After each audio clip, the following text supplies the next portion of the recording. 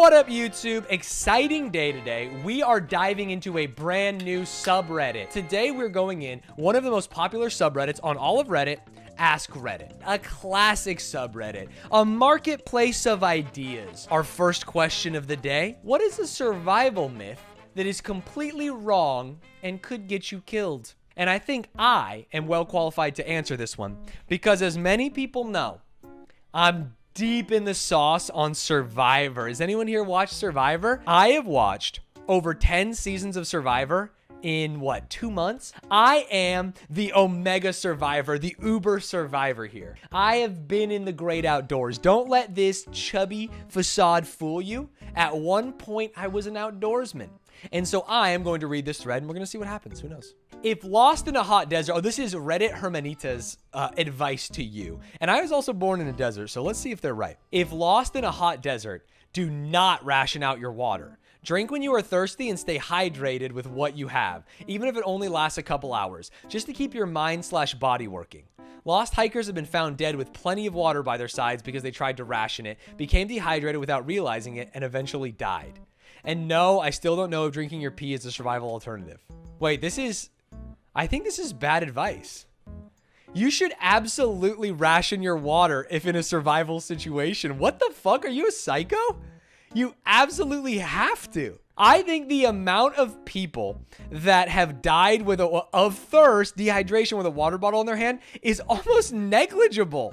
How is this the #1 piece of advice? 50,000. There's a world where you know that you are in the middle of the Sahara and you will not survive a single night there. So you must drink your water and keep moving. I think this advice sucks ass.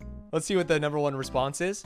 In our ELOB school, which as everyone knows stands for Elementary Little Old Bastards School, they told us this: drink when you're thirsty, don't put it on. What? Why? This is not sagely advice. Drink when you're thirsty, don't put it off. As if people didn't realize they should drink when they're thirsty.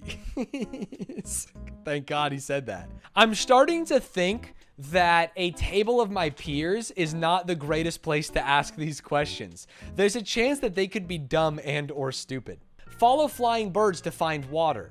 They could be flying anywhere. Actually, straight up, this is good advice. I can't upvote it because it's an old thread.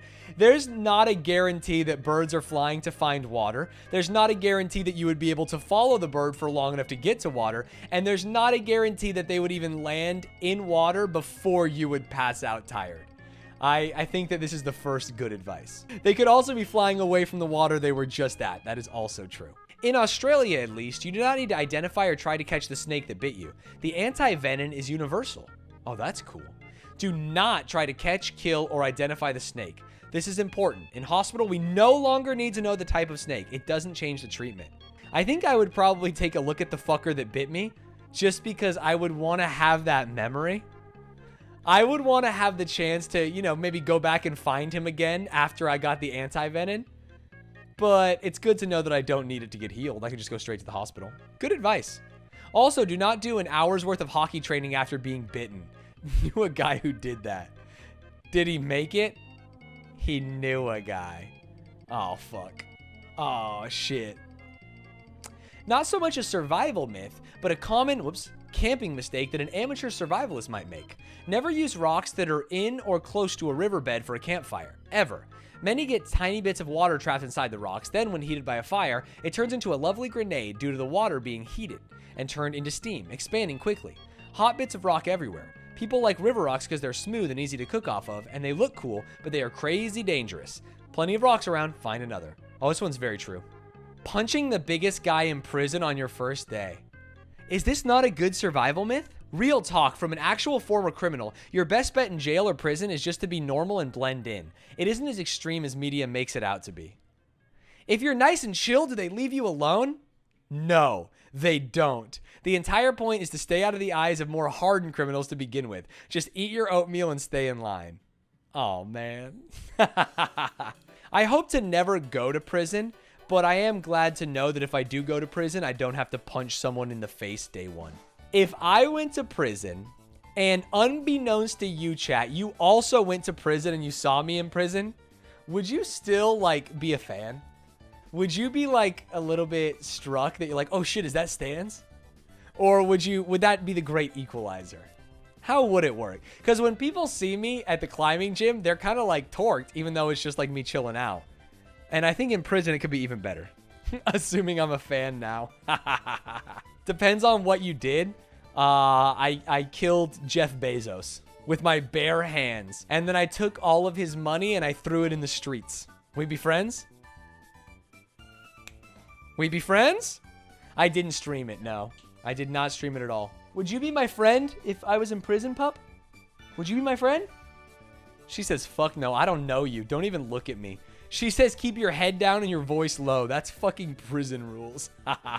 The next and last piece of survival advice before we move on to red flags from employers. Don't tie a rope around your waist and expect it to save you from a fall. Sure, it might prevent you from hitting the ground, but you can still damage your internal organs and break your back doing this. Safety harnesses go around your hips and legs, not your waist. Fucking Dark Knight Rises. I think if you have a rope, the best place you can put it, let's say you need to get down somewhere and this rope is just for safety in case you fall. I think the safest place for a rope is absolutely under the armpitties, under the armies.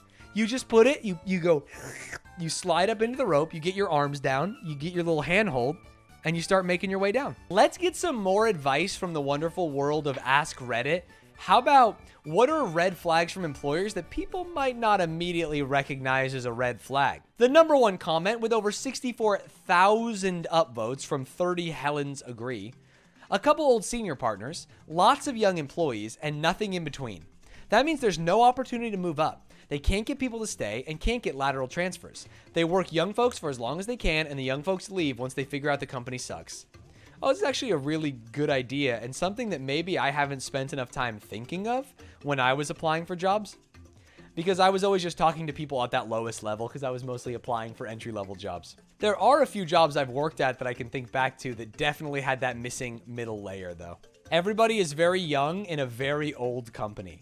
I think this is slightly different from the top advice. It's not that there's old people at the company, but let's say you work at a company that's been around for 50 years and everyone who works there is 20 years old. That's a bad look because it means that people don't like it enough to stay there. Had an interview somewhere. They offered 20 to 23 starting. I assume that means K. Being new in this field, when they asked how much I was expecting to be paid, I said, well, you guys are offering 20 to 23 starting, and being new in the field, I think 20 would be good. That's insane. Their response was, oh, well, that's kind of a red flag for us. Usually when someone starts with us, they'll say, I'll take 17. Oh, it's dollars per hour. Okay. I'll take $17 until I can prove to you that I'm worth the 20, so you'll see why we're hesitant. My response, then why would you offer 20 at your low end? I didn't get a call back. This is insane. This is not a red flag. This is a red alert. If a company says that they're offering 2023 starting, what are you looking for? And you answer with a number in there, and they say, we wanted you to go below what we said. Looking at this, you should say, I want 23. I believe that if you pick me, I'm the most qualified applicant for the role, and as the most qualified applicant, I deserve $23 an hour. The difference between $20 and $23 an hour is a few $1,000s a year, and a few $1,000s a year is a paltry sum when compared to the cost of hiring and training a new employee. Ladies and gentlemen, dare I say I deserve $25 an hour. It is a smooth-brained hiring manager. This just seems like someone who is bad at their job. The archaic thought process of loyalty to a company has held so many people back from fulfilling an awesome job and career. Don't settle for garbage companies or employers. True. Yeah, companies are just money-making machines, right? They use you as a sprocket. That doesn't mean that people can't be great there and that, you know, being a good employee to a manager doesn't have perks, but you have to be really careful with overvaluing staying somewhere. The easiest way to make more money as a young adult is to diagonally job hop. Start as a coordinator at company X and then become like a manager at company Y and then become an executive at company Z. If you do that, it's your fastest path to insane money. When you don't get a review until you ask for a raise, then all of a sudden your work is being questioned and you're being berated. Yeah, that's a red flag. You should get reviews. You should work with your manager to set up reviews quarterly so that you have a paper trail of positive work. The good news for that, or the reason why you should do that, is that almost every manager, besides the best of the best, is going to take zero time to think about your review, and they are going to give you like a B+. No matter if your work is A+ or your work is D, they're going to give you a D+. They're going to say, hey, things were really good besides this one thing. And then when you have a paper trail of B+, if you're doing D or C work, you're not going to get fired. You might get a promotion. And if you really think you're doing exemplary work, like an A+, you challenge them on it and they go, oh, I guess you're right. The most important part is to look for a new position while you still have your old job so that you don't have to be desperate. True. You do want to have all of the power there. They claim that overtime isn't mandatory and workers stay longer by choice. Yeah, that is dangerous. I've only worked one place where that was actually true, and the workers weren't staying to work. They were staying just to hang about the premises, and that was at Patreon. When I worked at Patreon, a lot of the workers would trickle in between like 9 and 10:30, and then they would leave between like 7 and 9 o'clock. And that's because you would get free lunch and dinner if you were there at the right time. And there was a ton of like musical instruments to play and video games. You could just jam. It was a really cool time to be there. And so if you were a young adult in San Francisco and you wanted to hang out with other young professionals who wanted to do something like quirky, you would just stay at Patreon. I really enjoyed it. Now, I'm sure people in other roles might have like felt pressure to stay and do more work, maybe engineers. I'm just talking about the sales department and how I felt while being there. The job title says they're looking to hire rock stars. I think this is like the meme. This is the hating Nickelback of red flags. Dude, Rockstars was a thing early just to get people who are willing to overwork themselves, and then it became something that almost everyone said. It means literally nothing. If the job title says they're looking to hire rock stars, they might still be a good company. They might still be a bad company. But if you are avoiding companies because they put the word rock star in the job description, I think that you are artificially limiting the supply of jobs that you could be appropriate for and probably leaving some money on the table. What if you apply to be a rock star? I'd like to be a lead guitarist, but I can't get a job that says a rock star because Reddit told me not to. When they refuse to tell you what your starting salary would be, or when they just avoid the question altogether. Like, I didn't apply to the job to be part of some family work culture. I came here to get a job and get paid. Yeah, this is actually a really difficult dance to do. It is something where you have to have a lot of wherewithal in not breaking down the number wall, because when you are interviewing, or even when post-interview, when you are discussing the job with the hiring manager or with an HR person, they are going to ask you 100,000 times what the comp you're looking for is. And their goal is for you to say a number, because statistically, when you say a number, it's going to be lower than the number that they have in their mind. So you have two options. You either don't say a number and you just interview like a rock star and force them to say the number, or you give them a number that you know is appropriately higher than what they are expecting so that you can get into a very realistic, not debate. God, I've been watching too much Andrew Tate. You can a realistic conversation about what they're doing here. A lot of people will give in under pressure, especially when, like someone mentioned earlier, they maybe just got fired from a job and need a job quickly. And our last piece of advice, asking if I plan to have children in the interview. I was 19. Oh, that's so yucky. This is extremely yucky because it is a question that is almost exclusively asked to women. The thought being that a woman that they hire might get pregnant. And if she gets pregnant, she might have time off. And then we have to find someone else to do the work. It's an extremely, this is like the reddest of red flags here. Let's move on, ladies and gentlemen, to our last and spiciest Ask Reddit thread of the day. Now, this one's some heat. So if you are not old enough to understand the intricacies of sexual intercourse, then maybe it's time for you to step away from the computer, my friends. Ladies of Reddit, what's the weirdest thing a guy has done during sex? I think a lot of these stories will be fake, but I think the top comments will be very, very funny. Number 1, 30,000 upvotes. He moaned his own name when he came. Still makes me laugh thinking about it. Could you imagine it? Not only like moaning your own name is very, very weird, and it creates a kind of weird situation in the relationship. But could you imagine if he moaned like a nickname or like a gamer tag? Like, do you think fakers out there in Korea just absolutely fucking and sucking and going, oh, faker. Oh, coffee cow. You don't say can'ts. And if you do, that'd be crazy because I say can't. Oh, XX Gamer Juice XX. When I got on top, he said, welcome aboard. I like the thought. You know how sometimes people say my body is a temple? This guy's body is not a temple, but a star destroyer. When they got on top, he said, welcome aboard. And I said, aye, aye, Captain. A pleasure. I'm going to be going below board here for a second. Weird, but not his fault. He had an epileptic seizure while in doggy position, fell on my back full dead weight, and was foaming at the mouth while turning purple. I was literally trapped under him for the longest minute of my life, and when I finally got up, I called 911. He finally came to after 5 minutes or so and had no idea what happened.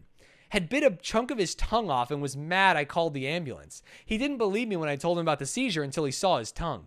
He texted me a few days later saying they found a small tumor on his brain and has to be on seizure meds for life. That is maybe the most terrifying situation I could imagine. Someone dying during sexual intercourse, because it goes from like absolute bliss to absolute terror immediately. And then you have to explain it to the paramedics, to the police, to the family, maybe.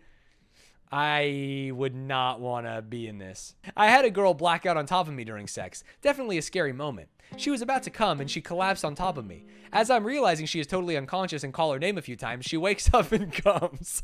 Probably only out for 3 or 4 seconds, but enough to be scary.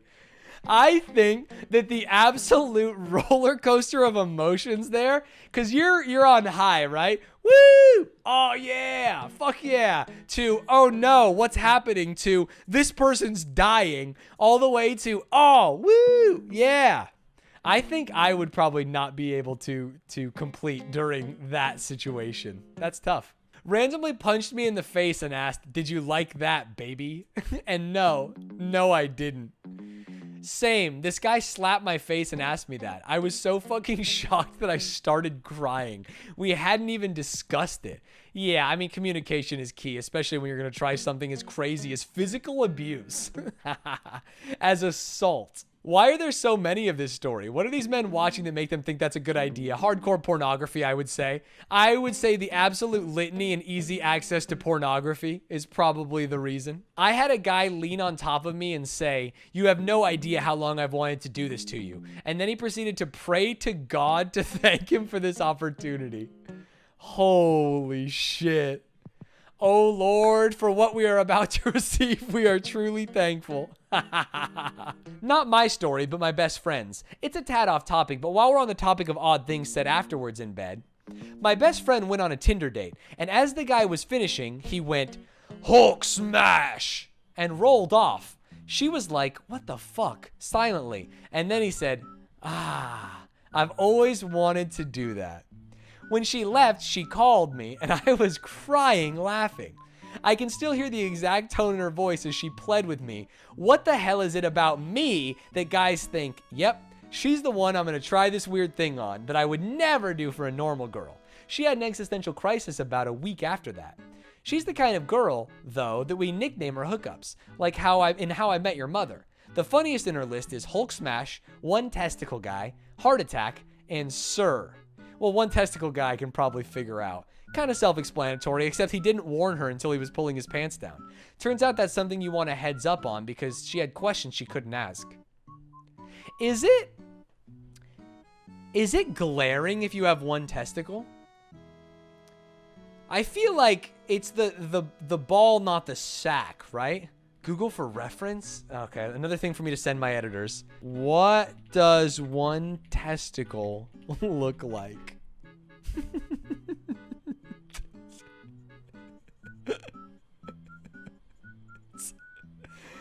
I don't think it's that glaring. I actually don't think it's that glaring at all. I can deal without this one. I cannot show you. I will get banned from Twitch. I will call HR. Heart attack guy. She went out to dinner with a guy, and they decided to move things to the bedroom. Right before, the guy told her, oh, by the way, I have a heart murmur, but no worries, it should be fine. She then paused and asked if he was sure, like absolutely sure, and he was like, of course. So they start doing the deed, and the guy actually had a small heart attack. Luckily, my best friend was working in a nursing home, social services, and studying nursing at the time, and was already on top. So she knew what to do, and he's okay. Wait, she gave this guy CPR? Sir. Oh, sir. LOL, this was the moment she met her match. My best friend is sexually free in a way that I could never imagine. LOL. Both in the level she discusses her escapades and what she does. Before this, she was always the wilder one in the hookups, but there was the day she met Sir. This man is a children's teacher. Ladies and gentlemen, thank you for enjoying Ask Reddit with me. We had some good ones. We had some fun ones. We had some weird ones. And we had some ones that were going to help you, I don't know, get a job or some shit. I can't even really remember what we did. So like and subscribe or something. Who knows? Hope the thumbnail and title of this video was good.